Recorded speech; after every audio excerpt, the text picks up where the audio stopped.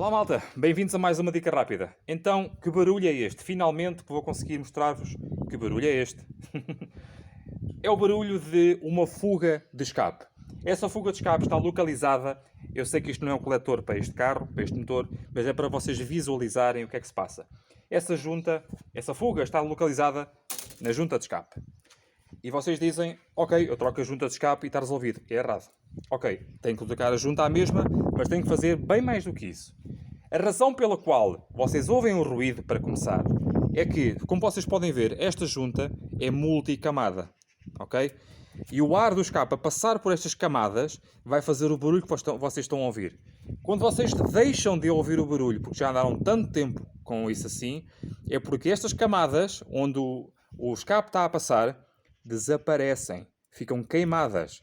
Por isso é que vocês deixam de ouvir o barulho. Ou então o coletor voltou, com as oscilações de temperaturas, em frio, volta a esmagar as camadas, ok? Mas se vocês deixam de ouvir de todo, é porque desapareceu a junta. E vocês estão a ter gases quentes a contaminar cabelagens, tubagens e podem mesmo danificar alguma coisa a sério. Então, rapidamente, para vocês poderem solucionar isto é tirar o coletor de escape fora, trocar todos os pernes e todas as porcas. As porcas são só de uma utilização, muita atenção a isso, são porcas freadas e ao desapertá-las, elas perdem esse freio. É mesmo assim que acontece, ok? E vocês têm obrigatoriamente, sem volta a dar, que retificar o coletor de escape. É essa a causa pela qual vocês partiram os pernos de escape.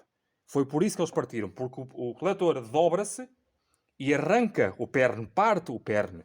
Então tem que retificar a superfície do coletor de escape, colocar pernos novos, colocar uma junta nova indicada, original, de qualidade equivalente ou superior, e colocar as porcas novas indicadas.